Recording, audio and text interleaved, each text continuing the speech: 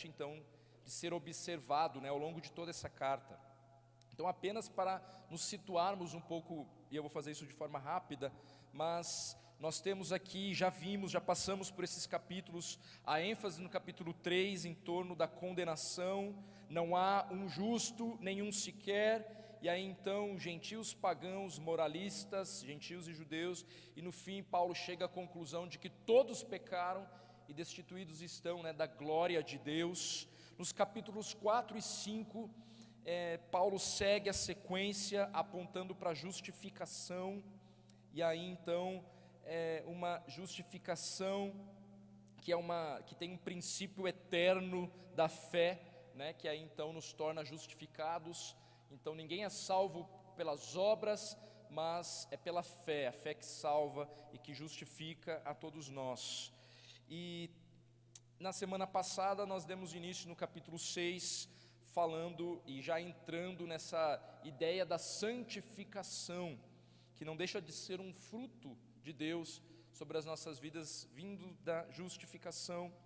E aí no capítulo 6, nós vimos que fomos mortos para o pecado em Cristo Jesus, então libertos, e a graça, vimos também que ela não é um incentivo para o pecado. Fomos salvos pela graça, mas, ou seja, nada nos tira das garras do leão, mas isso não é uma desculpa então agora para você viver de qualquer jeito, como se obedecer a Deus não fosse importante, uma vez que a salvação não se perde, então eu faço o que eu bem entendo. Muito pelo contrário, uma vez que essa graça tão maravilhosa nos alcançou e fomos salvos, tendo em vista quem somos, então nós enchemos o nosso coração, somos cheios pelo Espírito Santo, e de gratidão podemos então obedecer ao nosso Senhor na capacitação do Espírito Santo.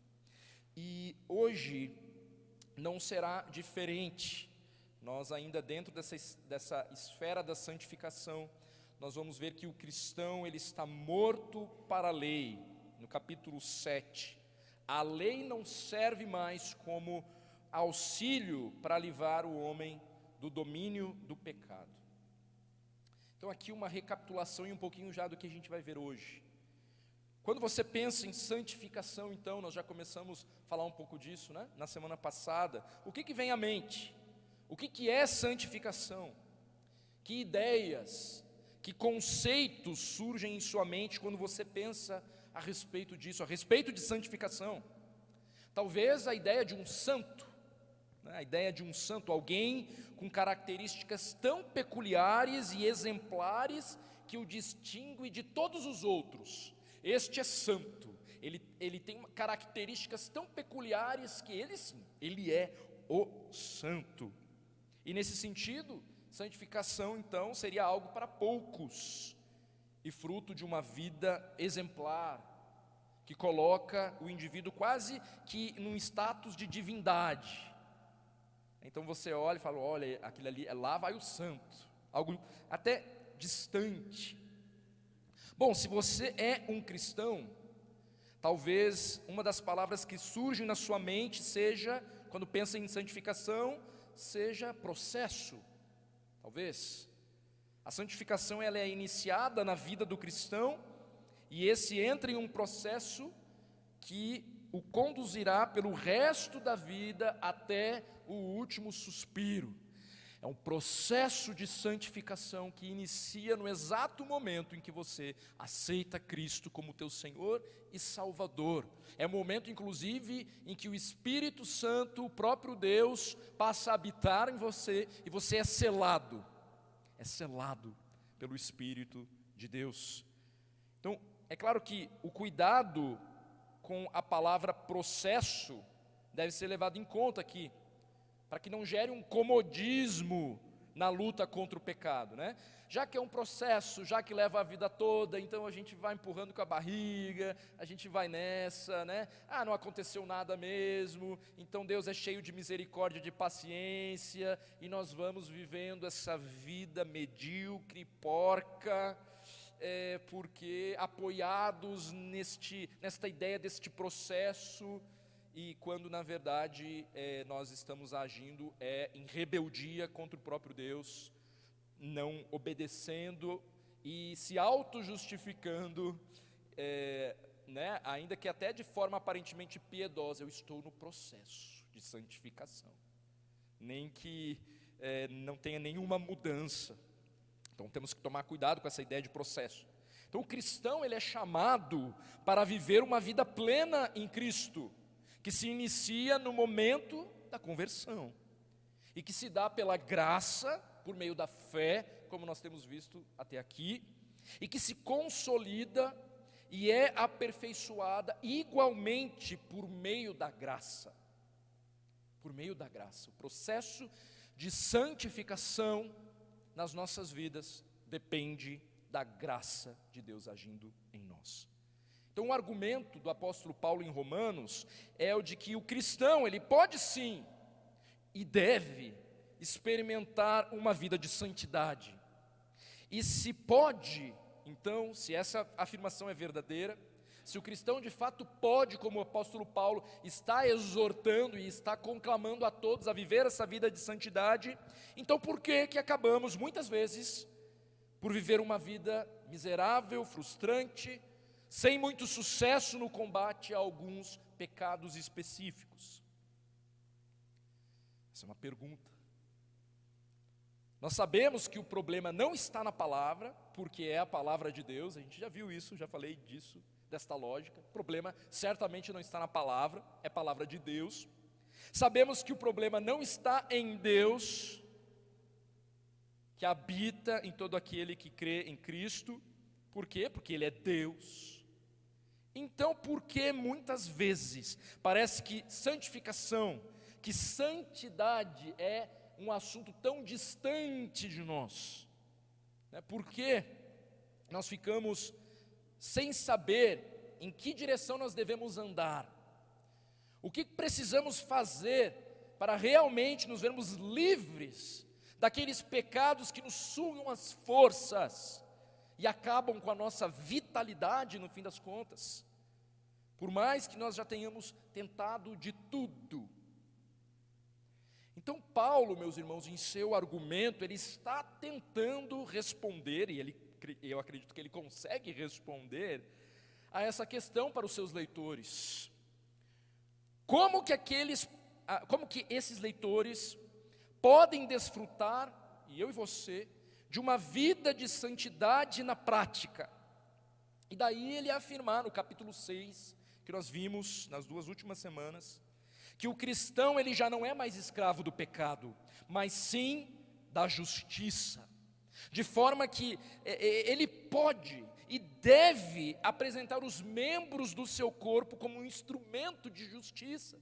E agora nós estamos capacitados pelo Senhor para viver essa vida cheia de dignidade. Então, se antes eu oferecia os membros do meu corpo como instrumentos de iniquidade, para a prostituição, para a lascívia, para o roubo e toda sorte de torpeza, agora em Cristo nós podemos viver debaixo de uma nova dinâmica de vida, né? E em virtude desse Espírito que habita em nós e que nos capacita a entender a sua palavra, então agora, de forma obediente, consagrar as nossas vidas, cada partezinha do nosso corpo, como um instrumento de justiça para o nosso Deus.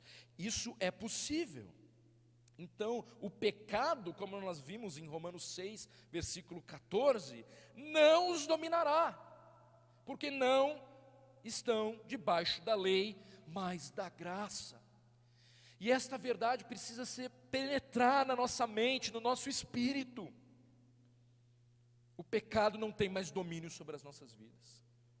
E o capítulo 7, ele continua nessa mesma linha de argumentação que vem desde o capítulo 6. Não há uma mudança de assunto entre o capítulo 6 e o capítulo 7. Paulo no capítulo 6 afirma: vocês estão mortos para o pecado, e agora no capítulo 7 ele faz esse link: vocês estão mortos para a lei. Não há uma mudança de assunto. O assunto continua sendo o fato de que o cristão, ele não está debaixo da lei. O cristão não está debaixo da lei. Então, no capítulo 6, ele afirma que na luta contra o pecado, o cristão ele deve considerar-se morto para o pecado em Cristo Jesus. Versículo 11: fomos sepultados com ele na morte, fomos unidos a ele na semelhança da sua morte. O nosso velho homem foi crucificado com ele. Versículo 6 do capítulo 6. Ou seja, o capítulo 7 então, meus irmãos, ele prossegue com a argumentação de Paulo, porque da mesma forma como nós morremos para o pecado, Paulo agora está salientando: o cristão morre para a lei. Em outras palavras, pecado e lei estão intimamente relacionados. Pecado e lei estão intimamente relacionados, porque, como é possível perceber, nós vamos perceber isso, né? No restante do capítulo 7, a lei aponta o pecado. E nós já vimos isso em outros textos até aqui anteriores, né? Nos demais capítulos. A lei aponta para o pecado. E sem a lei, o pecado está morto, né? Nos versículos 7 e 8, nós lemos assim: de fato, eu não saberia o que é pecado a não ser por meio da lei. Pois, na realidade, eu não saberia o que é cobiça se a lei não dissesse: não cobiçarás. Mas o pecado, aproveitando a oportunidade dada pelo mandamento, produziu em mim todo tipo de desejo cobiçoso, pois sem a lei o pecado está morto. E a ideia de lei aqui tem a ver com a Torá, tem a ver com as instruções dadas por Deus a Moisés, né, que servem para deixar claro que no fim das contas todos pecaram e destituídos estão. Afinal de contas, todos nós nascemos debaixo desta lei, que é uma lei perfeita, e a grande questão é que no fim das contas nenhum de nós consegue atingir os padrões desta lei, devido à nossa pecaminosidade, e logo todos nós então somos culpados. E nascendo então debaixo desta lei, lei de Deus, então somos culpados. Então, no processo de santificação, o primeiro passo está no reconhecimento da centralidade de Cristo como o agente motivador e condutor das nossas vidas. Pois em Cristo já não é a letra fria que nos diz o que fazer, mas o poder do Espírito que habita em nós, que nos leva a obedecer. A questão da obediência, ela não sai em nenhum instante. Agora, qualquer motivação, irmãos, que não seja Cristo, para nós nos relacionarmos com esse Deus que é todo santo, para nós obedecermos a esse Deus, aos seus princípios estabelecidos na sua palavra, qualquer motivação que não seja amor ao nosso Senhor Jesus Cristo, qualquer motivação fruto da autossuficiência, do simples cumprir de regras, legalismo, a parte de Cristo, não capacitará a uma vida de engajamento no que se refere à santificação. E meus irmãos, talvez seja por isso que você não consiga dar passos consistentes na luta por santidade. Lutar com as próprias forças é enfado, é loucura, e ao mesmo tempo tão normal para mim e para você. Não é verdade? Nós estamos lutando contra as nossas próprias forças o tempo inteiro, e ao mesmo tempo perdendo todos os dias, porque nós não conseguimos fugir, né, dessa tentação de reconhecer que sem Cristo nós não podemos fazer nada. Então, meus irmãos, hoje nós vamos aprender que a santificação do cristão, a minha e a tua santificação, depende exclusivamente da sua união com Cristo, que o capacita a morrer para a lei, a morrer para o pecado e a viver em novidade de vida. Santificação, aquilo que o Senhor requer de você e de mim, que somos salvos em Cristo Jesus, só pode ser vivenciada, e é uma luta a cada dia, dia após dia, até o último dia, a partir de Cristo e em Cristo, porque sem Ele nós nada podemos fazer. Romanos capítulo 7, os primeiros 6 versículos, nos ajudam a compreender essa dinâmica de escravidão que a lei nos traz, mas de liberdade que o nosso Senhor Jesus Cristo tem para nos oferecer. Coloquei aqui no slide para facilitar a leitura, mas você pode acompanhar na sua versão. Diz assim: meus irmãos, falo a vocês como a pessoas que conhecem a lei. Paulo está falando então aqui com os judeus, muito provavelmente, né? Se direcionando, na verdade, ao seu público judeu, que conhece a lei. Embora a menção à lei também poderia ter aqui uma ideia de uma menção, que daqui a pouco ele vai se voltar para a ideia do casamento e da lei em torno do casamento, uma lei mais geral, mas convém à luz do contexto nós entendermos que quando ele está se referindo à lei, ele está se referindo à lei entregue a Moisés, né? Então, meus irmãos, falo a vocês como a pessoas que conhecem a lei. Acaso vocês não sabem que a lei tem autoridade sobre alguém apenas enquanto ele vive? Por exemplo, pela lei, a mulher casada está ligada a seu marido enquanto ele estiver vivo. Mas, se o marido morrer, ela estará livre da lei do casamento. Por isso, se ela se casar com outro homem, enquanto seu marido ainda estiver vivo, será considerada adúltera.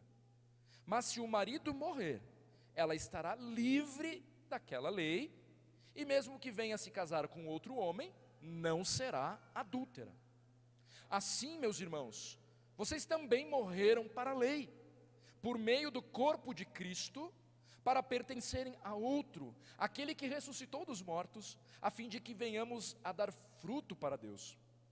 Pois quando éramos controlados pela carne, as paixões pecaminosas despertadas pela lei atuavam em nossos corpos, de forma que dávamos frutos para a morte. Mas agora, morrendo para aquilo que antes nos prendia, fomos libertados da lei, para que sirvamos conforme o novo modo do Espírito, e não segundo a velha forma da lei escrita.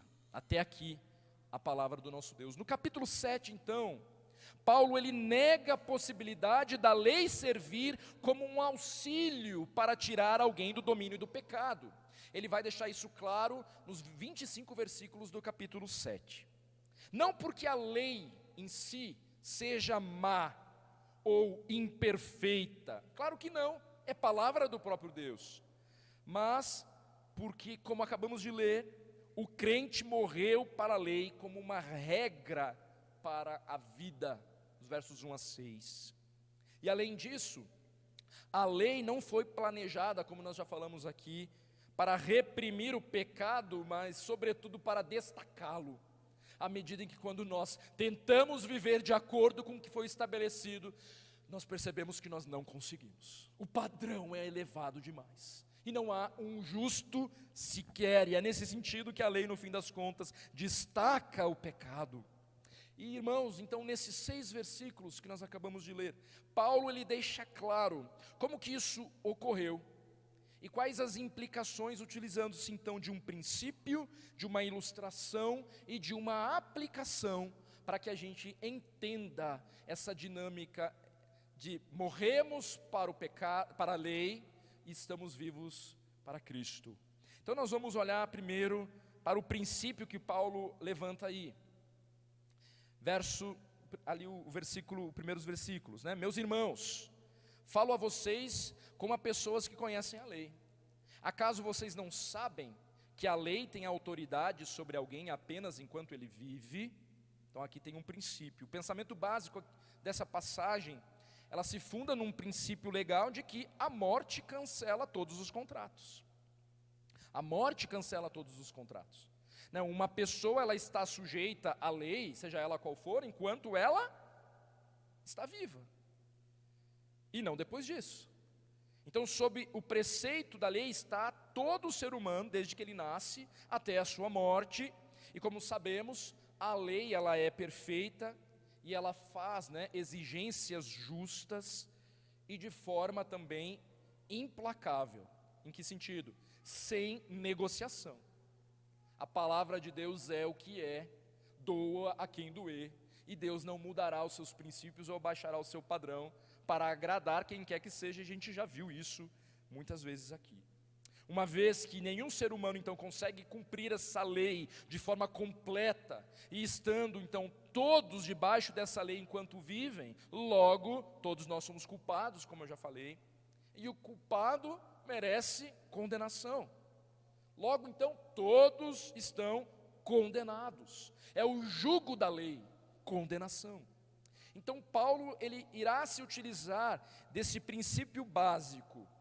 Uma pessoa está sujeita à lei enquanto ela está viva e não depois disso. É simples assim, né? E ele utiliza-se então deste argumento básico, dessa lógica básica, para afirmar uma verdade espiritual. E aí nos versículos 2 e 3, ele faz então, dando continuidade ao seu argumento, uma analogia com o casamento. E aí então o casamento e a lei em torno do casamento é utilizada por Paulo como uma ilustração para deixar claro essa dinâmica de que morremos para a lei e agora estamos casados com Cristo Jesus. Então Paulo continua: por exemplo, pela lei a mulher casada está ligada ao seu marido enquanto ele estiver vivo, mas se o marido morrer, ela estará livre da lei do casamento. Por isso, se ela se casar com outro homem enquanto seu marido ainda estiver vivo, será considerada adúltera. Mas se o marido morrer, ela estará livre daquela lei, e mesmo que venha se casar com outro homem, não será adúltera. E a ilustração aqui, irmãos, do casamento, ela serve apenas para elucidar ainda mais a relação do cristão com a lei, essa dinâmica. Então Paulo ele não está mudando de assunto aqui, começando a falar de outra coisa, né, de casamento aqui no meio do argumento dele. Apesar de que este texto, um texto como esse, ele deveria ser considerado quando nós estamos pensando em casamento. Porque o pressuposto serve de base para expressar uma verdade. Ele está dando uma ilustração com base num pressuposto real e verdadeiro. Que pressuposto é esse? A mulher ou o homem só pode casar novamente diante da viuvez. Caso contrário, o casamento que se dá constitui-se em adultério, né? Aí você pode perguntar, mas e aí, pastor, mas o que ocorre com os irmãos que foram recasados? Bom, nós sabemos que a própria palavra de Deus, ela reconhece ou descreve, né, situações e pessoas que se colocaram em um novo casamento.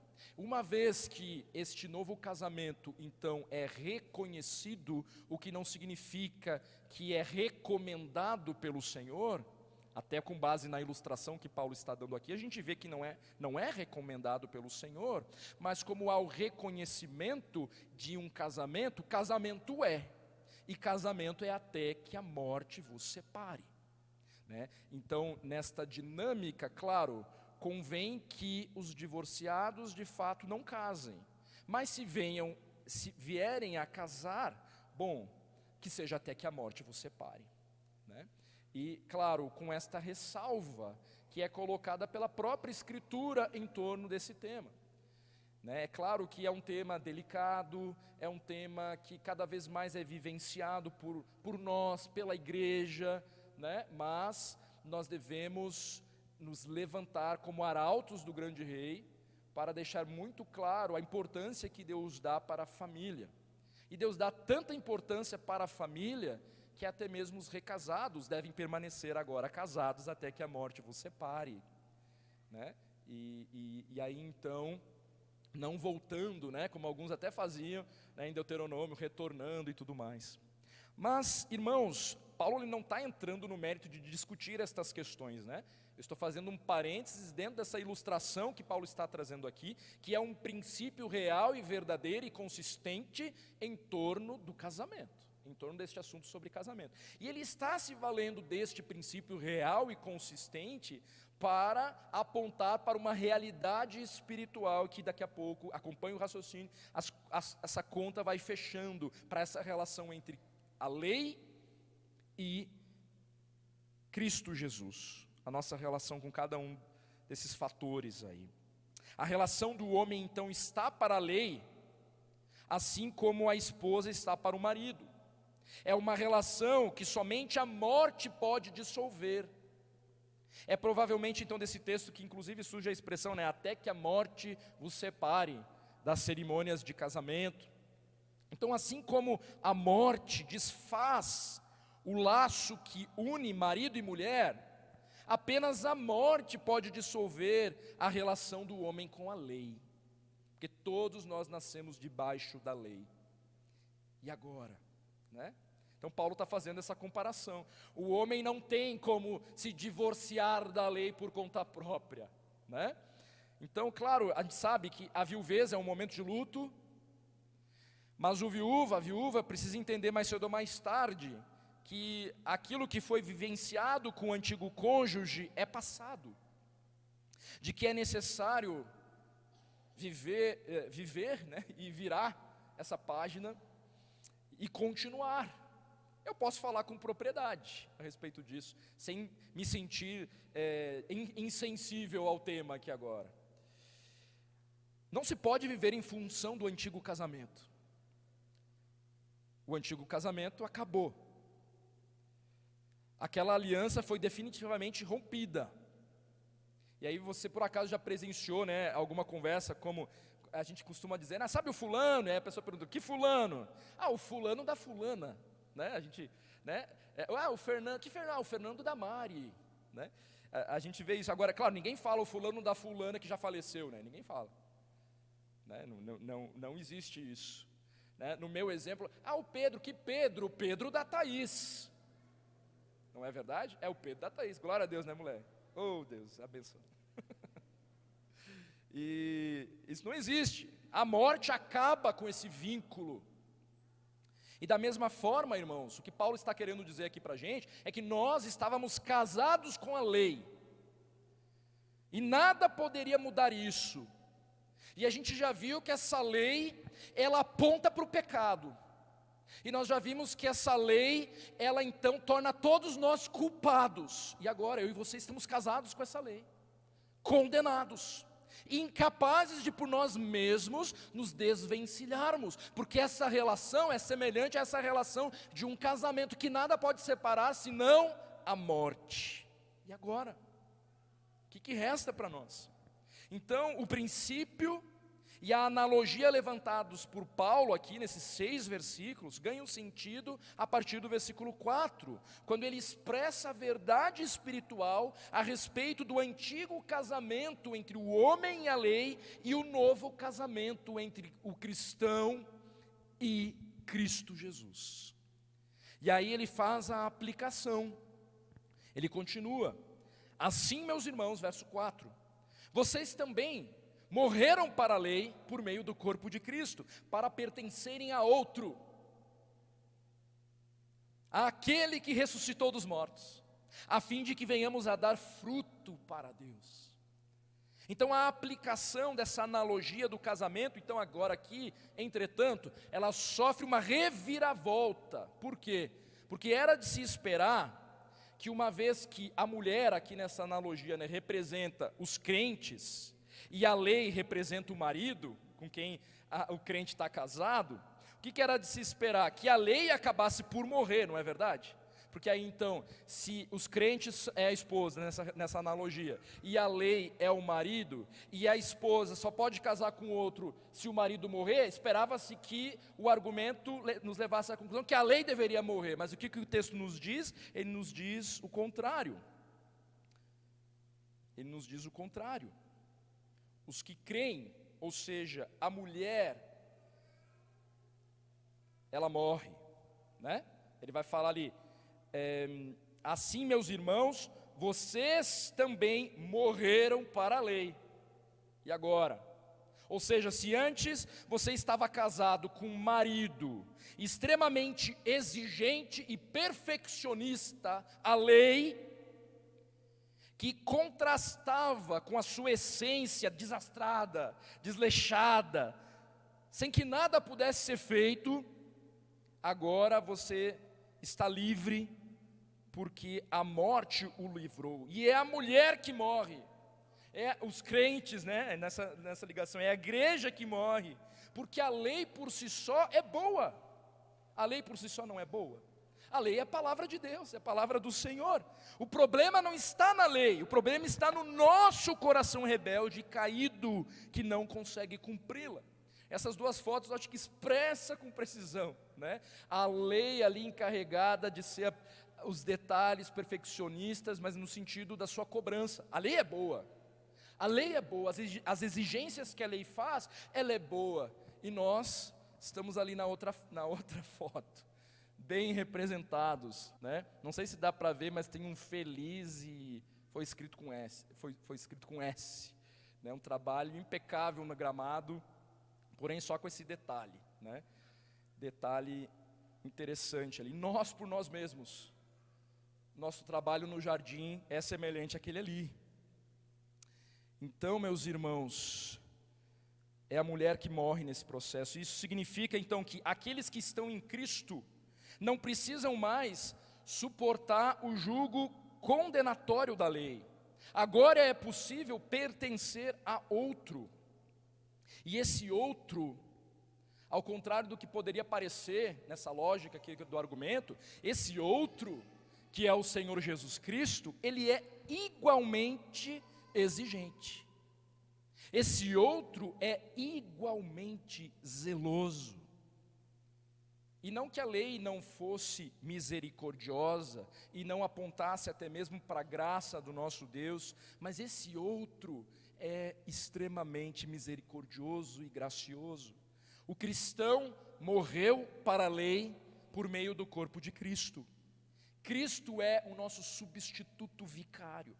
A morte de Jesus inaugurou o princípio fé-justiça, que viria a substituir o princípio anterior, lei e obras. E aí, João Calvino, ele diz o seguinte: enxertados na morte de Cristo, extraímos uma energia secreta dela, como os brotos extraem vida das raízes. Também Cristo cravou em sua cruz o manuscrito da lei, o qual nos era contrário. Portanto, sendo crucificados com ele, somos eximidos de toda a maldição e culpa provenientes da lei.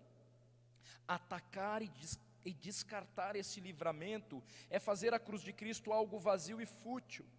Lembremos-nos, porém, que somos libertados do jugo da lei somente quando somos feitos um com Cristo. Como nós lidamos com a questão da lei? A maneira legalista, que acha que será justificado por observar preceitos externos, né, desta lei, o que é impossível, isso nos conduz a uma atitude farisaica, enfadonha. A maneira, por outro lado, libertina, que despreza a lei, porque viver uma vida sem limite, sem repreensão, né, deseja viver dessa maneira, como nós vimos no capítulo 6, também é errada, né? E há uma maneira bíblica de lidarmos com essa questão da lei, nos deleitando nessa lei de Deus, e concluindo que nós não temos forças por nós mesmos de praticar esta lei, mas ela é boa, e portanto nós precisamos de um Salvador. E nós não estamos mais no jugo da lei, porque nos era impossível viver de acordo com essa lei, e no fim das contas, nos víamos condenados, estávamos condenados, mas graças a Deus por Cristo Jesus, porque quando nós ainda éramos pecadores, Ele enviou o Seu Filho, e então agora, mortos para o pecado e mortos para a lei, nós estamos debaixo agora desta graça, e então capacitados para casar, né?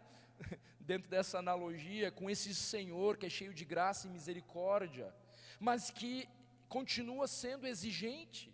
Os princípios de Deus não mudam do Antigo Testamento para o Novo Testamento.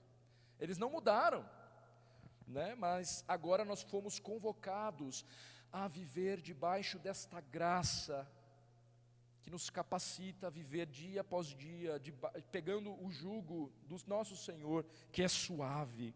Então o verso 4 deixa claro o que é a vida de alguém que agora é dominado por Cristo e não pela lei.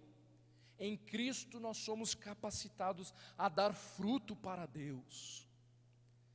Então, o nosso novo relacionamento com Cristo permite e exige que produzamos aqueles traços de caráter, de pensamentos e de ações que serão para a glória de Deus, esse fruto que vem dele. Os versículos 5 e 6, meus irmãos: pois quando éramos controlados pela carne, as paixões pecaminosas despertadas pela lei atuavam em nossos corpos, de forma que dávamos frutos para a morte. Mas agora, morrendo para aquilo que antes nos prendia, fomos libertados da lei, para que sirvamos conforme o novo modo do Espírito, e não segundo a velha forma da lei escrita. Então, quando éramos casados com a lei, antes de sermos regenerados, nós estávamos sob o controle e o domínio do pecado. As paixões pecaminosas despertadas pela lei atuavam em nossos corpos, de forma que nós dávamos frutos para a morte, é o que o texto nos diz. E você já reparou que como isso é verdade mesmo, porque como aquilo que é proibido tem o poder de nos deixar curiosos. Basta alguém falar: não abra essa caixa, para que a gente queira, com todas as nossas forças, saber o que tem dentro daquela caixa. Nós somos curiosos, e isso aguça muitas vezes os nossos desejos, essa curiosidade. As nossas paixões carnais, então, elas são despertadas pela lei. Não faça isso. E tão logo o nosso coração parece que desperta para aquilo. A perfeição do nosso primeiro marido, a lei, realçava ainda mais os nossos erros e as nossas paixões. Em Cristo, morrendo para aquilo que antes nos prendia, nós fomos libertados da lei para que sirvamos. E em outra vez diz: de modo que servimos conforme o caminho do Espírito de Deus. Antes estávamos condenados, pois nos era impossível agradar a Deus por meio da lei, que é perfeita e exige perfeição. Mas agora já não há mais condenação para os que estão em Cristo Jesus, conforme nós veremos no capítulo 8, verso 1. Porque aquele que é perfeito, Cristo Jesus, cumpriu a lei. Jesus aboliu a lei dos mandamentos em forma de ordenanças e encravou-a completamente na cruz do Calvário. A nossa obediência a Deus é fruto de um coração redimido e grato a Ele por tão grande salvação. É porque já não estamos debaixo da condenação que nós podemos frutificar para Deus, que nós podemos andar em liberdade de vida. E tal liberdade para o cristão significa sujeição a Cristo. A Cristo, o marido exigente, zeloso, porém gracioso e misericordioso. Então, o que Paulo está deixando claro, irmãos, é a nossa condição sem Cristo diante da lei. Que você saia daqui hoje disposto a se autoconfrontar sobre o modo como você tem conduzido a sua vida. Apenas Cristo pode te tornar justo diante de Deus. Qual que é a sua condição diante de Deus? Justo ou condenado? Você vive debaixo da lei ou debaixo da graça? Cristo nos liberta para uma nova vida, longe da nossa tendência de recorrer ao legalismo, as regras para sermos aceitos. Mas cuidado com essa lógica, para não ir para o outro lado e achar que Deus não se importa com o modo como você está vivendo, o que você tem feito. Ele se importa com os mínimos detalhes da sua vida. O porquê que você faz o que faz, reflete o Senhor a quem você tem servido. Quem é o seu marido? Quem é o seu marido? Você está debaixo da lei ou da graça? Nós sempre queremos uma lista sobre o que fazer e sobre o que não fazer. Nós achamos que se nos conformarmos ao padrão estabelecido por nós mesmos, nós seremos aceitos por Deus. Mas o padrão de Deus é perfeito e, portanto, nós somos incapazes de cumpri-lo por nós mesmos. Incapazes, em nossa própria força, meus irmãos.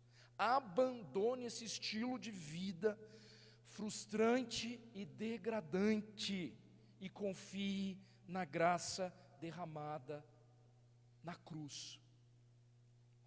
A genuína vida cristã não é a de escravidão, mas a de liberdade. Ela não é motivada por regulamentações externas, mas pelo amor por aquele a quem os crentes pertencem, Cristo Jesus. Não é guiada por interesses egoístas, mas pelo Espírito. Não é estéril, mas frutífera.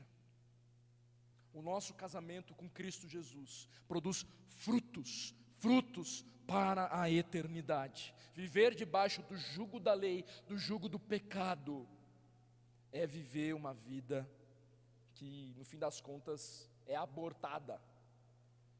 A santificação do cristão depende exclusivamente da sua união com Cristo. Essa união é que te capacita a morrer para a lei e a viver em novidade de vida. Baixe sua cabeça, feche os seus olhos. Eu gostaria de ter um momento de oração, gostaria que você orasse.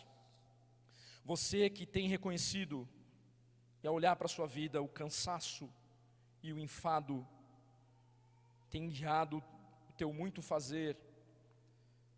Você que tem buscado a aceitação de Deus pelo muito fazer,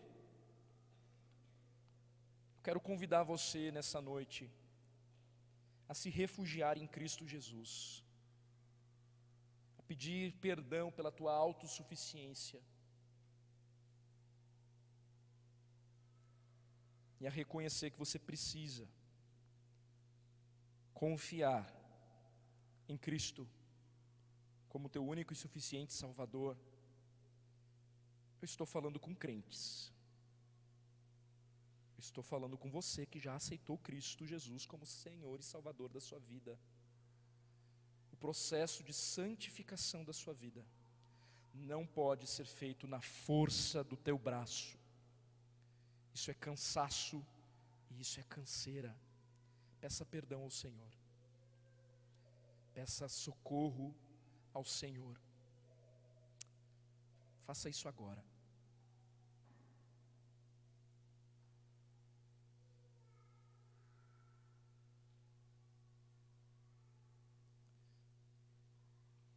Bondoso Deus, a tua palavra, ela é viva e ela é eficaz.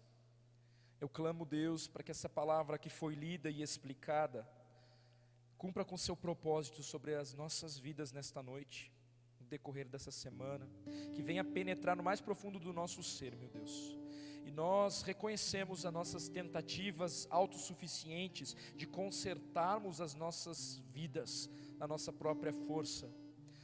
Isso traz cansaço e isso traz enfado. Então eu clamo para que o teu Espírito Santo conduza nesta noite aquele que está cansado, enfadado, de tentar viver uma vida de santidade, de pureza, de obediência na sua própria força. Meu Deus, conduza os meus irmãos, cada um de nós, aos pés da cruz, ao reconhecimento da nossa pequenez, ao reconhecimento da nossa total incapacidade de te obedecer. Ó Deus, o Senhor conhece muito bem o nosso coração, o nosso íntimo. Perdoa os nossos pecados, Senhor. Perdoa, Senhor, o flerte com o passado, o flerte com o tentar te agradar e ser aceito pela nossa própria força. O Senhor, naquela cruz, morreu, e nós morremos com o Senhor, para o pecado e para esta lei. Não que ela não seja necessária e importante,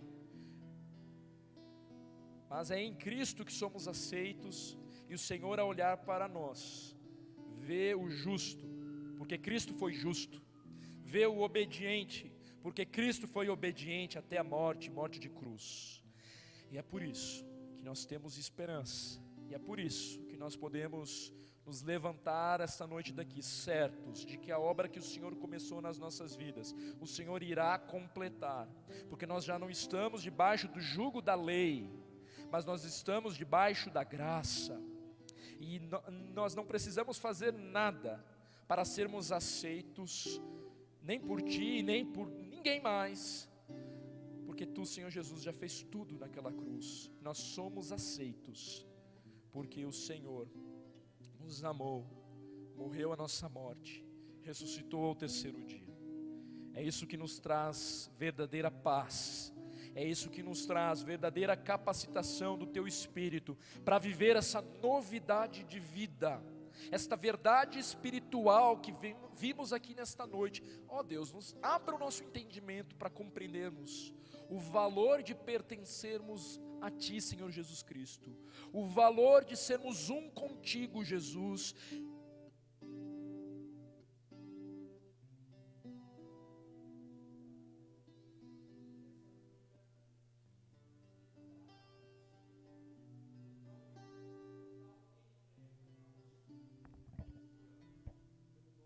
Santo de Jesus Cristo. Amém e amém. Amém, meus irmãos. Podem se colocar em pé.